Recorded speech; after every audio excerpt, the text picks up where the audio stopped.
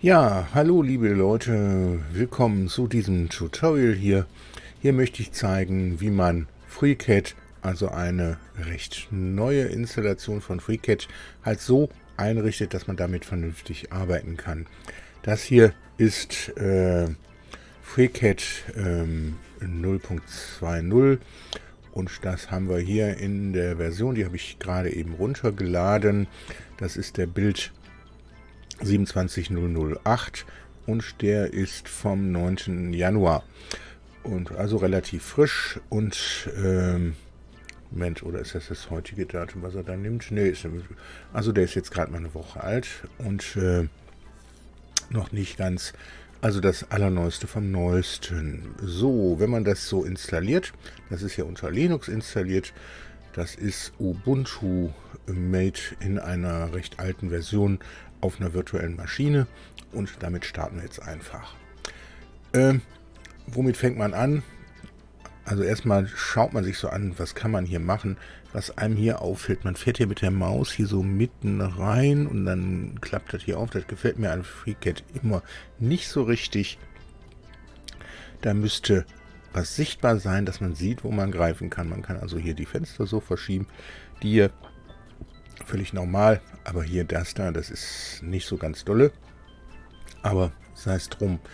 So, hier oben, da hat man jetzt ein solches Menü. Das sind die sogenannten Workbenches oder Arbeitsbereiche.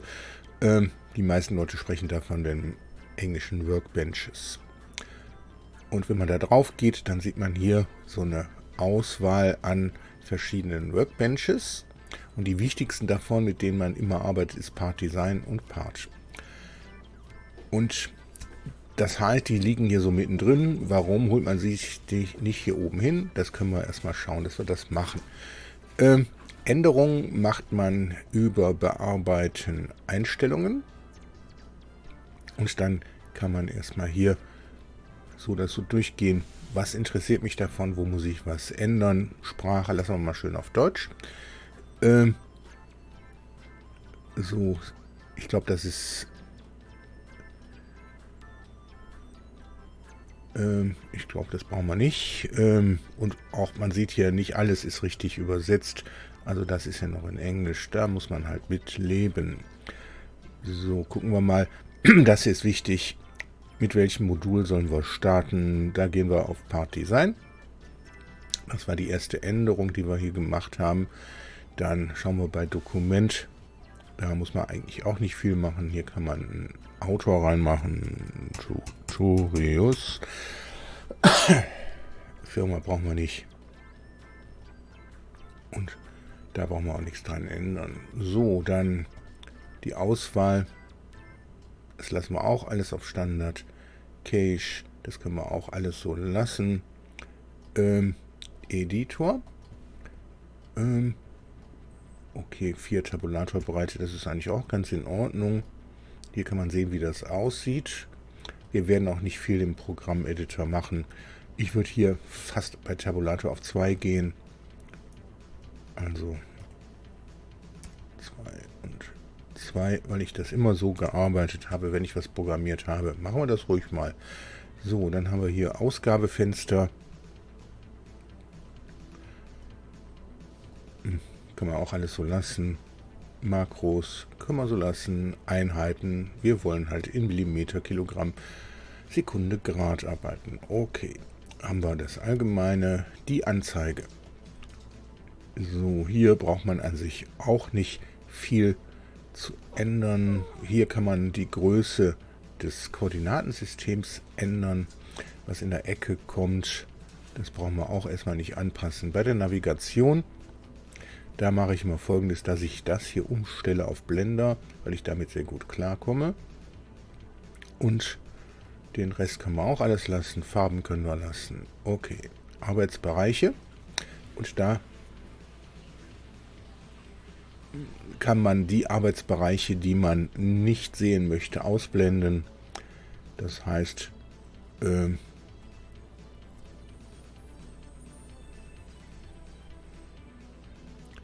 sind in ihrer verfügbar.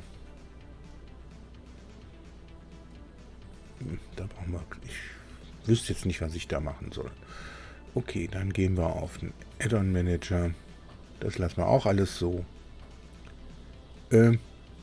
Import, Export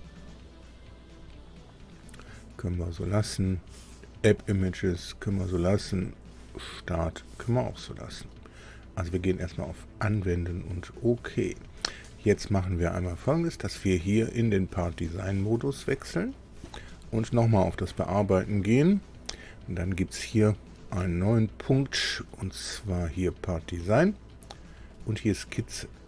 So, bei Part Design, da haben wir hier eine Möglichkeit, da werden die Winkelabweichungen angegeben, 0,5%, 28,5 Grad, da gehen wir mal auf 4 und Erscheinungsbild der Form, das können wir alles so lassen. Skizze, das können wir erst auch mal so lassen. So, aber es gibt eine wichtige Sache, und zwar, das machen wir, da müssen wir jetzt gucken, wo wir das machen. Werkzeuge, Benutzer definiert. Arbeitsbereiche, und da können wir jetzt die Arbeitsbereiche sortieren. Erstmal können wir die selektieren, die wir gar nicht brauchen. Also ich will nichts in Architektur machen. Assembly interessiert mich erstmal auch nicht. Das können wir alles lassen. Glider braucht kein Mensch. Inspection, ja. Mesh Design. FreeCAD None. Machen wir auch mal weg. OpenSCAD nicht. So, dann Pass, lassen wir auch mal, das ist NC-Bearbeitung, Punkte, Raytracing, interessiert mich auch nicht, das nicht, Robots nicht, der Startknopf auch nicht, Surface Geotector, Test Framework Web, die lassen wir mal. So, jetzt gehen wir erstmal her und gehen auf Part Design und schieben den so richtig schön nach oben. Und den Part, den schieben wir auch nach oben. Darunter der Draft, das macht Sinn. Dann haben wir auch schon mal was mit Images zu tun. Und wir haben vor allen Dingen manchmal was mit Meshes zu tun. Die tue ich sogar über die Images. Den Rest lassen wir so, wie es hier ist. Okay. So, schließen wir das Ganze und starten FreeCAD einmal neu.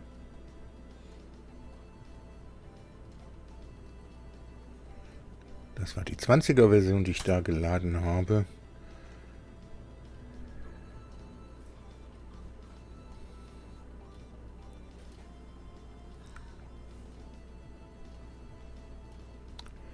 Okay, jetzt haben wir schon hier Part Design stehen und wir können Datei neu machen, haben eine neue Datei und können jetzt schon loslegen. Jetzt liegen diese Icons, dass sie hier so lang gezogen sind, das gefällt nicht jedem, mir nicht. Das heißt, ich möchte liebend gerne wichtige Sachen eigentlich hier vorne haben. Das sind einmal diese Knöpfe hier. Dahin zum Beispiel. Und dann haben wir, müssen wir gerade schauen, das hier, das sind die Sachen, die Aufpolsterung etc. Die hier, die möchte ich eigentlich lieber hier hinten haben. Müssen wir gucken, wie wir das hinbekommen. So.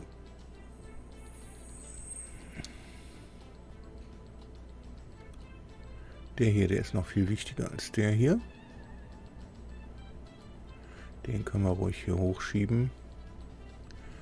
So zum Beispiel. Die sind wichtig. Hängen die jetzt mit da dran? Nein.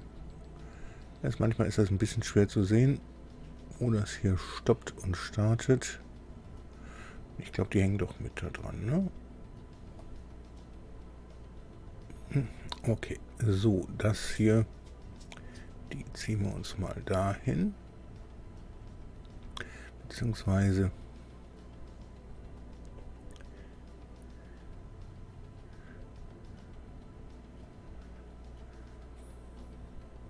Die holen wir uns erstmal dahin.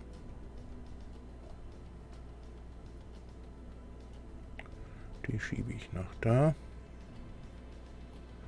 Und die hier, die holen wir uns jetzt wieder rein. Die können wir da hinten dran packen. Okay, jetzt habe ich hier also Körper, Zeichnung erzeugen, Datum Planes und so weiter hier schön zusammen. Und darüber die hier, die können wir mal auch noch gerade hier ein bisschen umsortieren.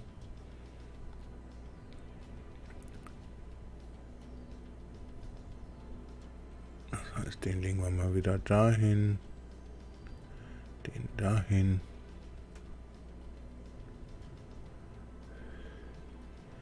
Den dahin.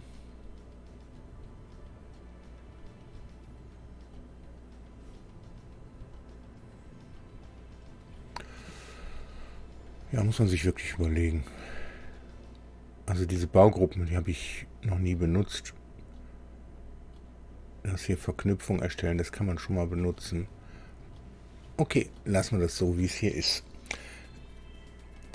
Dann, wie gesagt, die sind schon hier sortiert, wie sie jetzt sein sollen. Und jetzt fehlen noch weitere Workbenches. Weitere Workbenches, das macht man über Werkzeuge, Add-on Manager. So, da muss man erstmal das konfigurieren. Download Makro Metadata. Jo, kein Proxy und OK drücken.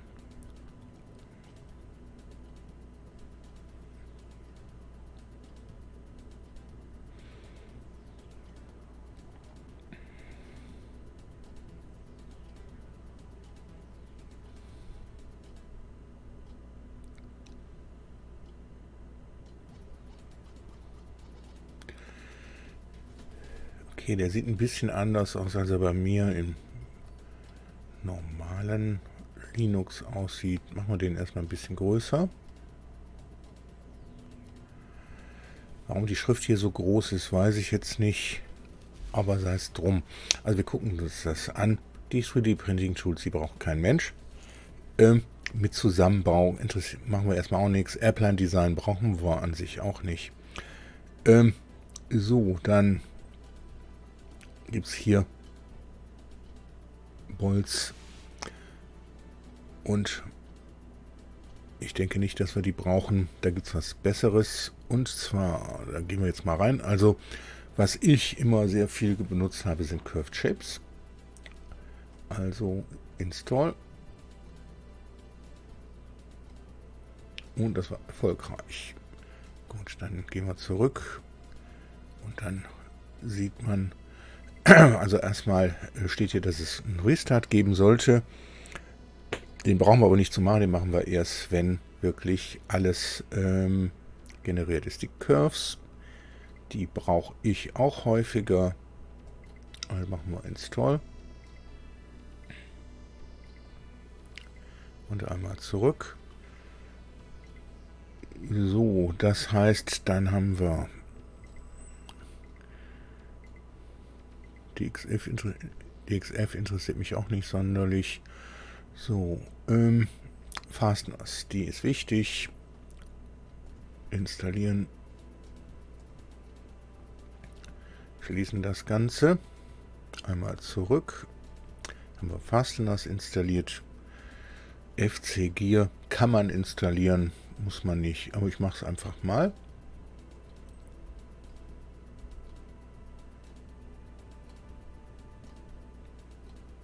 So, das ist installiert.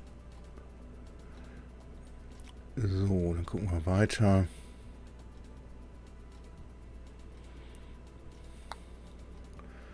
Launcher.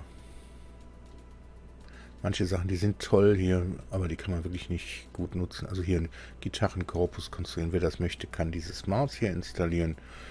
Okay, gucken wir weiter. Ups.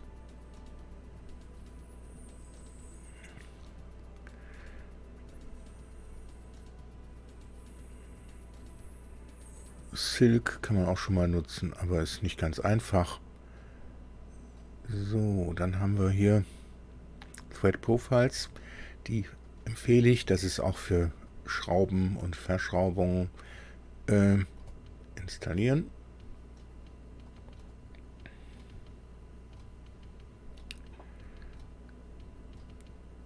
WebTools. Ich glaube, mehr brauchen wir jetzt im Moment nicht. Guck nochmal drüber. Okay, wir schließen das Ganze. Und wir sagen einmal Neustart. Das macht er automatisch. Und da haben wir FreeCAD wieder auf. Wenn euch solche Videos wie das hier interessieren, so lasst auch gern ein Abonnement da. Klickt auf die Glocke und ihr werdet über neue Videos informiert. Und dann machen wir weiter mit diesem Video hier. Und dann haben wir jetzt die Workbenches hier zusätzlich drin. Die sind jetzt alle hier unten so dran gekommen und die kann man jetzt natürlich wieder über Werkzeuge, über Ansicht, wo war das denn nochmal?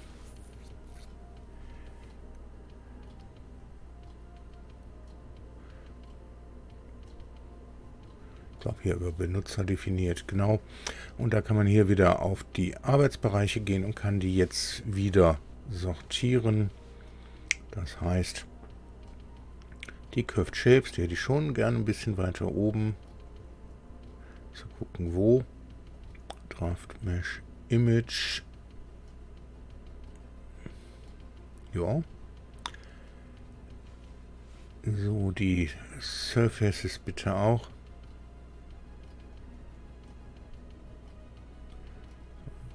Die kommen da drunter direkt. Und dann habe ich, glaube ich, auch noch Curves irgendwas reingemacht. Die Curves, okay. Das heißt nicht, dass ihr Curves installieren müsst. So, die kommen da drunter. Und was haben wir hier noch reingepackt? Die Fasteners. Die machen schon mehr Sinn, die ganz nach oben zu holen. Also nicht ganz, aber auf alle Fälle vor den Curved Shapes. Gear, Thread Profiles, die machen wir da drunter. Unter die Fasteners, weil das hat auch was mit Verschraubung zu tun. So, und den Rest, die Gears hier, die lassen wir schön da unten stehen. Obwohl, die können wir uns auch nach oben holen. Komm. Inspection. Die holen wir mal unter definite Elemente. Und dann schließen wir das und haben jetzt hier erst nach einem Neustart, so wie es aussieht, das heißt beenden und einmal neu starten.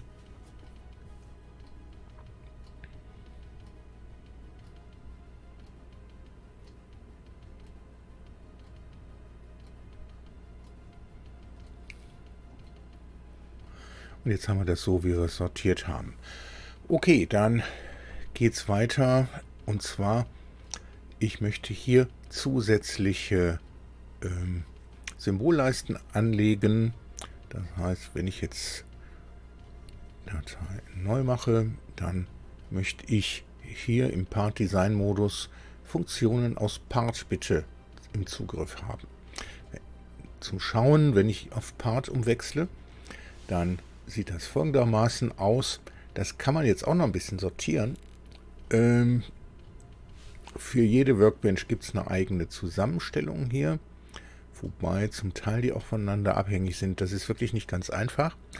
Aber im Part-Modus, da habe ich hier solche boolschen Operationen, die brauche ich sehr häufig. Und dann habe ich hier einen Punkt Formteil, Create a Copy und dann hier Form aufbereiten. Ist jetzt deselektiert, weil es nichts aufzubereiten gibt. Und den habe ich einmal im Part-Modus gerne und im Part-Design-Modus auch. Und da möchte ich jetzt zeigen, wie man das bewerkstelligt. Ich gehe jetzt erstmal in den Part-Design-Modus und lege über, da muss ich jetzt wirklich gucken, Werkzeuge, Benutzer definiert und dann haben wir hier bei den Symbolleisten hier die Symbolleiste Part Design Und da können wir jetzt einfach eine neue Symbolleiste anlegen. Und die nennen wir jetzt Part.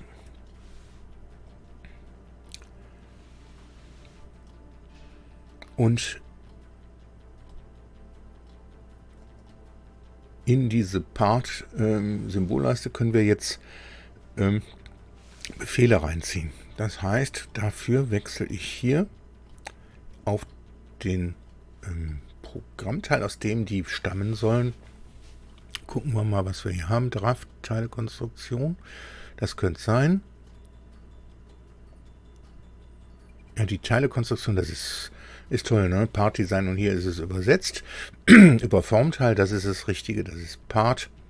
Und dann haben wir einmal die Boolschen Operationen hier. Die packen wir mal da rein. Die Boolean Fragments brauchen wir nicht. Würfel, das brauchen wir auch alles nicht. Wenn wir die brauchen, können wir wirklich mal in den Part-Modus wechseln. Die Geometrie überprüfen, die macht Sinn. So, der Schnitt, den brauchen wir auf alle Fälle. Verbundwerkzeuge, das brauchen wir auch alles nicht. Schnitte, ja, vielleicht. Mal überlegen. Differenz, das möchte ich haben.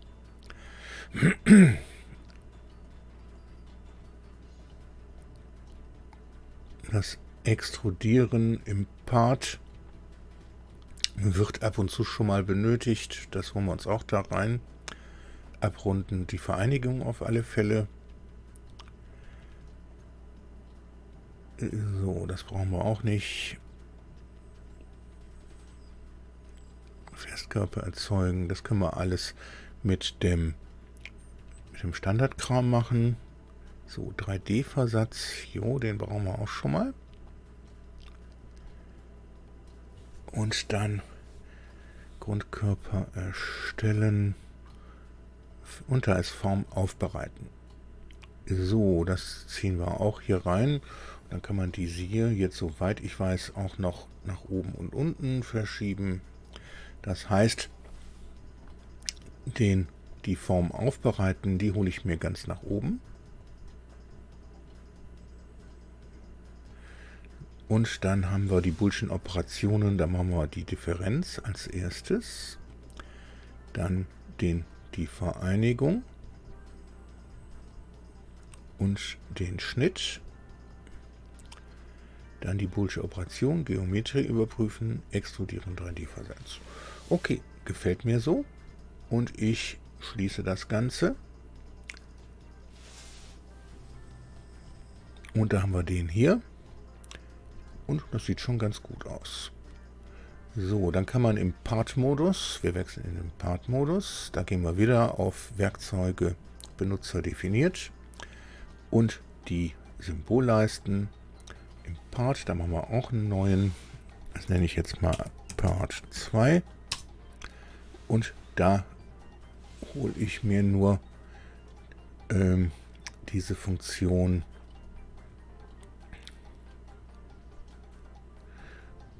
müssen wir erstmal hier natürlich auf Formteil gehen und suchen. Das war Form aufbereiten. Erzeuge.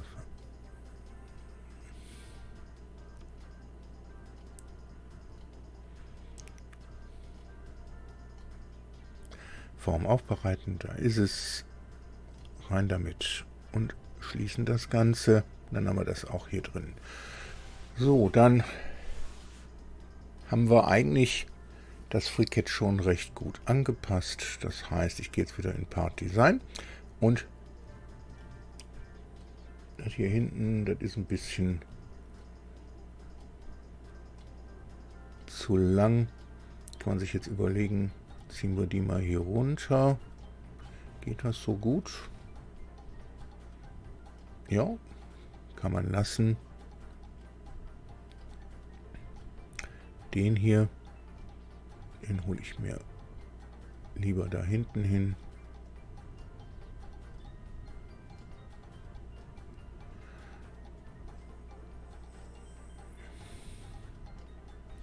Kann man auch so machen. Ja, so gefällt mir das besser. Gut, und dann, wir haben eine neue Zeichnung schon offen. Das heißt, ich erzeuge erstmal einen neuen Körper. Und dann haben wir hier eben die Ansicht, Modell und Aufgaben. So, das ist die Standardansicht. Da mache ich jetzt eine neue Zeichnung auf der XY-Ebene.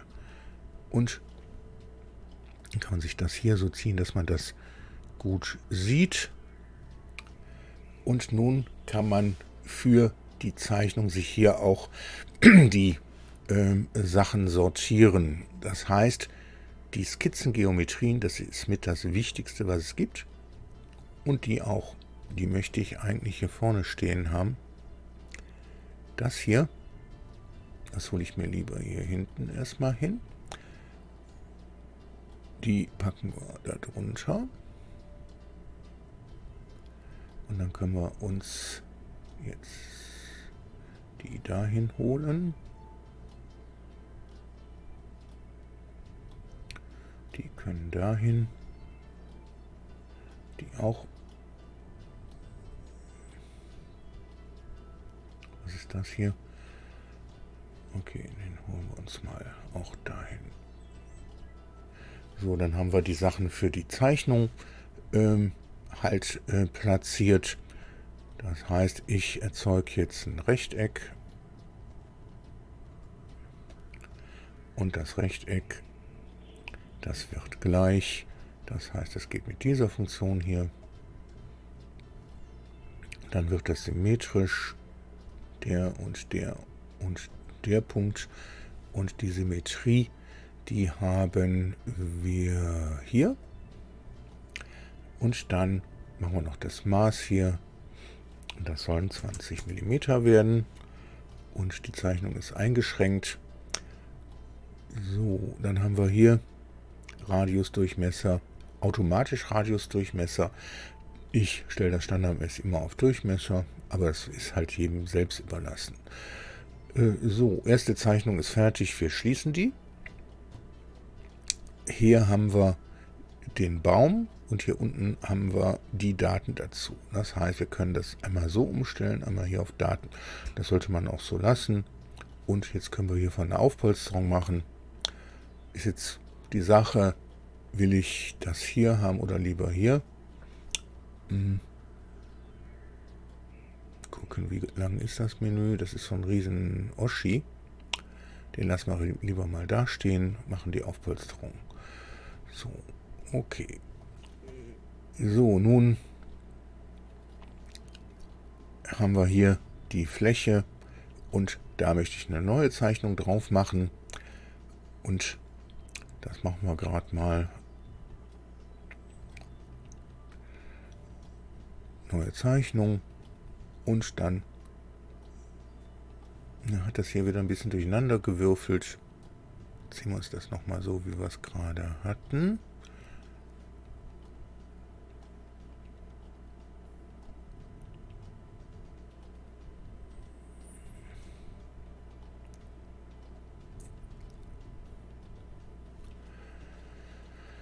Warum er das gemacht hat, weiß ich nicht. Also den hier, den können wir mal hier hinten hinschieben. Das kommt so.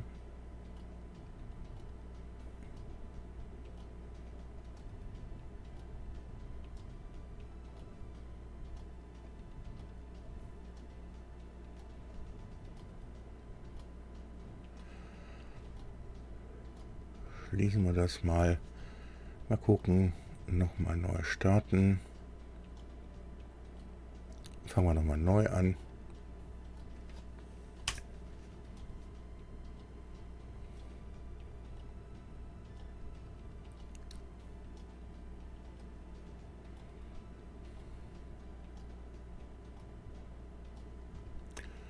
So, letzte Dateien haben wir hier keine, wir haben ja keine gespeichert, also wir fangen nochmal an neu und neue Zeichnung auf XY, neuen Körper legt er dann automatisch an. Und jetzt hat er die auch richtig platziert, so wie ich es mir vorgestellt habe. Wobei, ja, das kann man noch alles sich dauert ein bisschen, bis man das wirklich komplett so hinkriegt, wie man es letztendlich haben möchte. So, dann möchte ich jetzt direkt in ein zweites Tutorial einsteigen, und zwar die Konstruktion von, wie man Zeichnungen halt kopiert und managt. Also einfach nur ein Beispiel, damit man sieht, was man machen kann und wofür es gewisse Sachen gibt. Also ich möchte ein Gehäuse konstruieren und dazu lege ich jetzt erstmal eine Zeichnung an. Die habe ich ja hier schon. Das wird ein rechteckiges Gehäuse. Dieses rechteckige Gehäuse, das hat abgerundete Ecken. So, da müssen wir gerade schauen, wo haben wir die Abrundungen. Das ist hier, Verrundungen. Dann fahre ich jetzt diese Punkte hier an. So, das Gehäuse, das kriegt auch eine Wandstärke. Das heißt, da kommt noch ein Rechteck rein. Und das Rechteck, das kriegt auch Abrundung.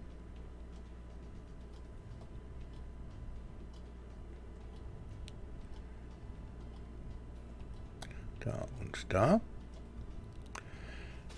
So, dann kann man hier wirklich, das klappt, den und den zu dem und die Symmetrie. Dann machen wir einmal noch die alle gleich. Du, du, du und du, ihr werdet alle gleich.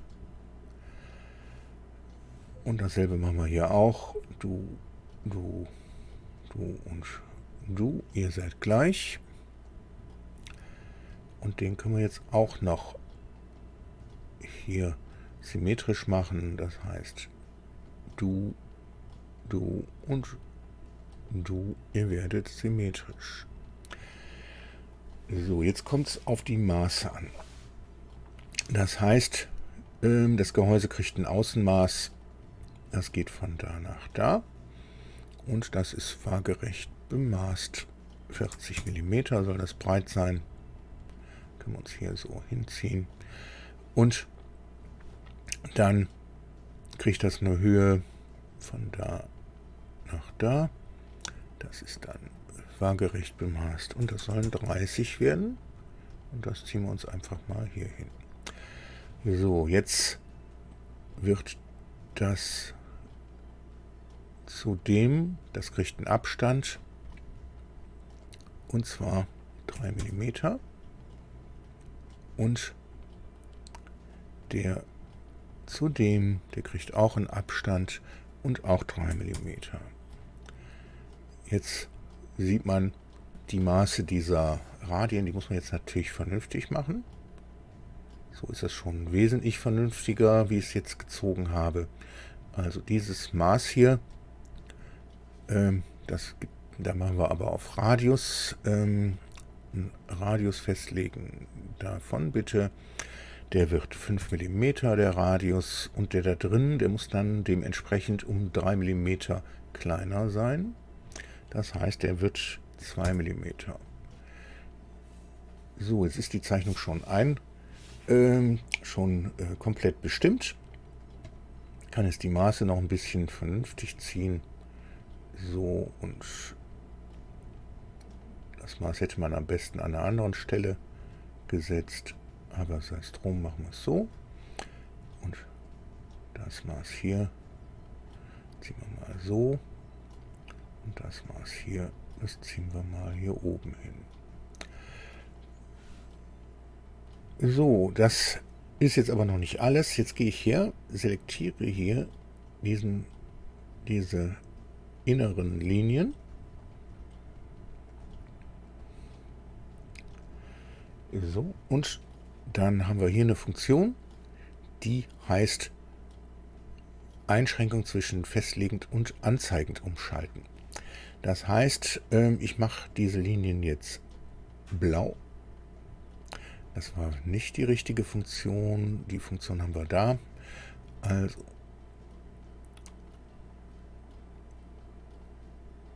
Da ist er. Umschalten der Hilfsgeometrie. Und jetzt sind die blau geworden. Die sind so hellblau, weil die fixiert sind.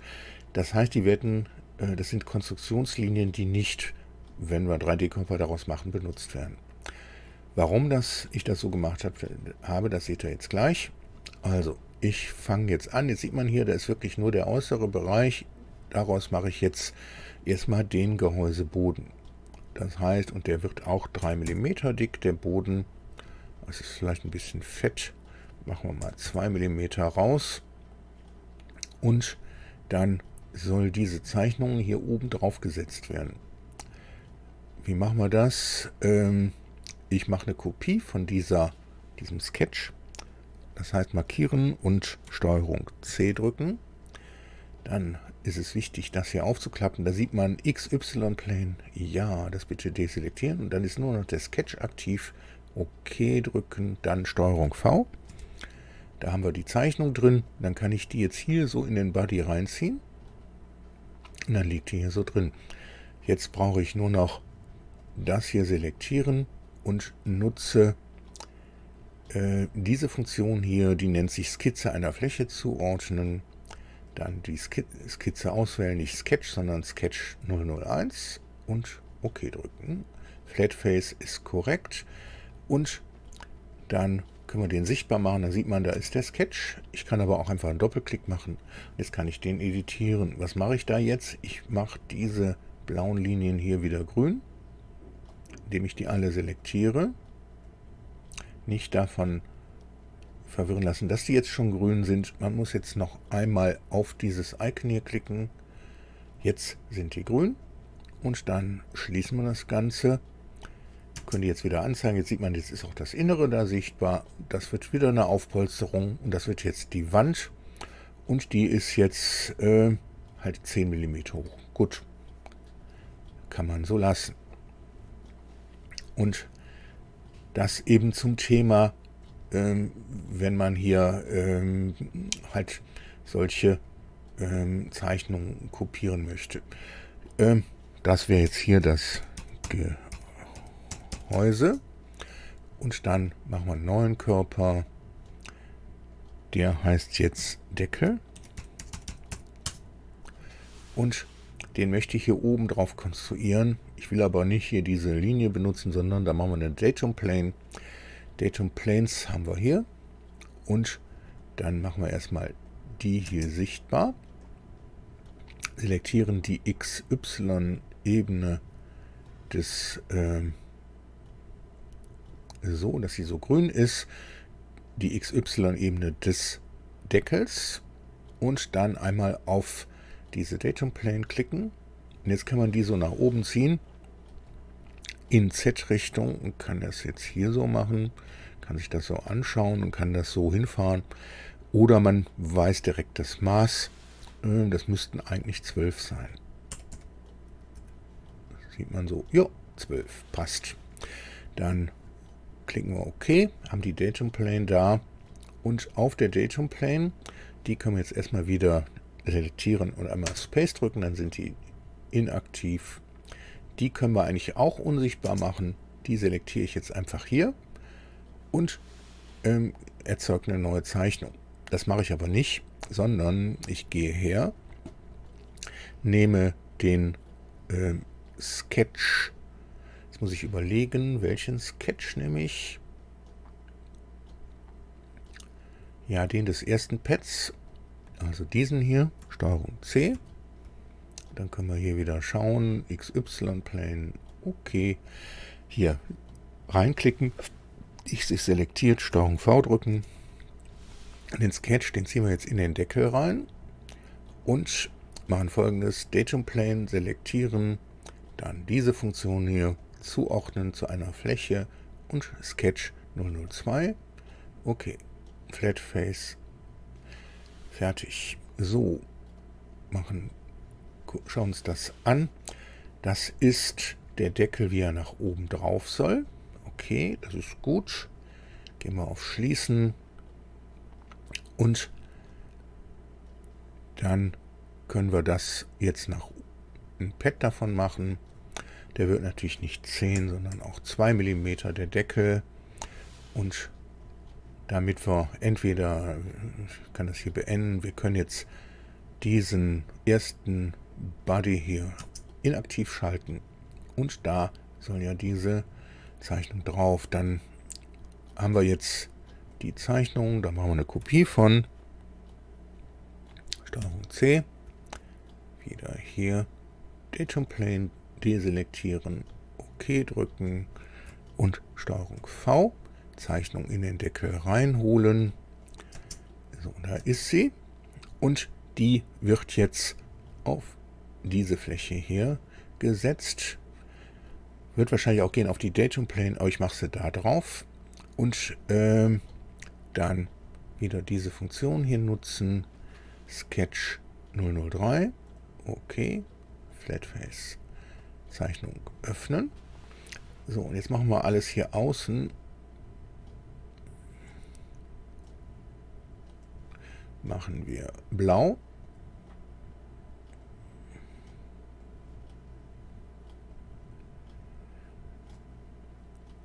Mit dieser Funktion.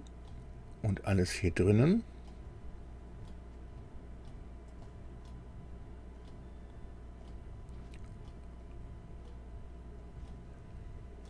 Das machen wir grün.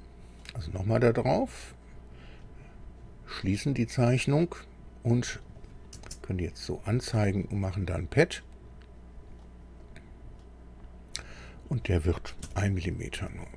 So, das ist das, was von dem Deckel da reingeht. Da kann man sich jetzt hier die Zeichnung anschauen, weil es soll ja gedruckt werden und es soll auch passen. Das heißt, diese Zeichnung schaue ich mir hier an und guck mal, da steht ja hier die 3 mm und wenn ich das drucke, das wird Presspassung werden. Also machen wir hier mal 3,2 mm raus und aus diesem Wert hier machen wir auch 3,2 und schließen das und dann ist der Deckel hier jetzt entsprechend kleiner da, dieses Teil, damit das da auch wirklich reinpasst. So, dann machen wir das Gehäuse mal wieder sichtbar. Jetzt kann man das noch ein bisschen verschönern. Das da, das wird abgerundet. Wir müssen aber dann, wenn wir das Gehäuse bearbeiten wollen, hier Doppelklick klicken und dann können wir das auch machen. So, ja, das gefällt mir ganz gut. Das machen wir oben auch auf dem Deckel. Das heißt, wir wechseln hier jetzt wieder auf den Deckel mit Doppelklick und dann selektieren wir das und machen auch genau dieselbe Abrundung. So, dann können wir das Gehäuse hier mal wieder unsichtbar machen. Das machen wir da auch, aber mit einem anderen Wert. Der ist viel zu groß, 0,5. Jo, das sieht gut aus. Und okay, dann machen wir. So, jetzt haben wir also hier den Deckel und da das Gehäuse. Die 3 mm sind viel zu extrem. Machen wir einfach eine Änderung. Das heißt, Gehäuse ist aktiv. Ich zeige jetzt hier noch nicht, wie es parametrisch geht, aber man kann es auch eben manuell machen. Ach, das ist viel zu groß. Da machen wir 1,5 raus. Und da machen wir auch die 1,5 raus. Schließen das Ganze. Und das hätte ich da gar nicht machen müssen. Aber hier in dem Sketch, da ist es wichtig. Weil in dem einen Sketch waren das ja alles blaue Linien, die damit geändert wurden. Machen wir hier die 1,5. Und da auch die 1,5. Schließen das. So, dann stimmen die Radien hier noch nicht. Also nochmal aufmachen. Dieser Radius hier, den habe ich ja, der ist bei 5 und der hier bei 2. Der muss dann größer werden, und zwar 5 minus 1,5, also 3,5. Jo, so sieht es nett aus. Und dann gehen wir jetzt Gehäuse machen wir unsichtbar, Deckel machen wir wieder sichtbar, Doppelklick auf den Deckel und da haben wir den Sketch Nummer 2. Da brauchen wir nichts dran zu ändern, soweit ich das weiß. Genau, da brauchen wir nichts dran ändern. Und dann haben wir hier den Sketch Nummer 3. Und da ändern wir jetzt auch. Das hier wird ja dann die 1,5 plus 2, also 1,7 machen wir da. Den machen wir auch, die 1,7. So, diesen Radius hier, der wird halt die 5 minus 1,5 sind 3,5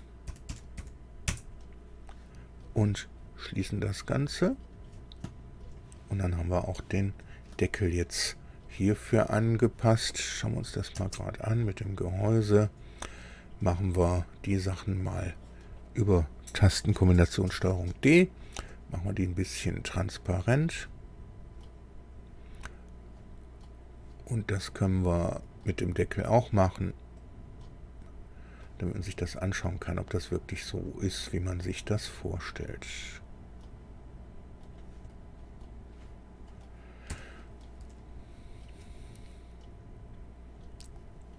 Ich bin noch nicht so ganz sicher mit dem Deckel. Schließen wir den mal und schauen uns das nochmal an.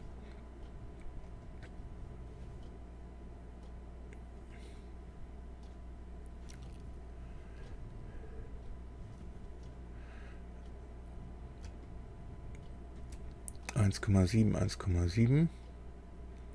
Ja, doch, das passt. Ist korrekt. Gut, das zu diesem Tutorial ist, ich hoffe, es hat euch gefallen. Ihr seht, wie man FreeCAD auf seine eigenen Bedürfnisse einrichten kann. Wie gesagt, wenn euch solche Videos gefallen, so lasst auch gerne ein Abonnement da und klickt auf die Glocke. Ihr werdet über neue Videos informiert. Und damit Dankeschön fürs Zuschauen und bis zum nächsten Video.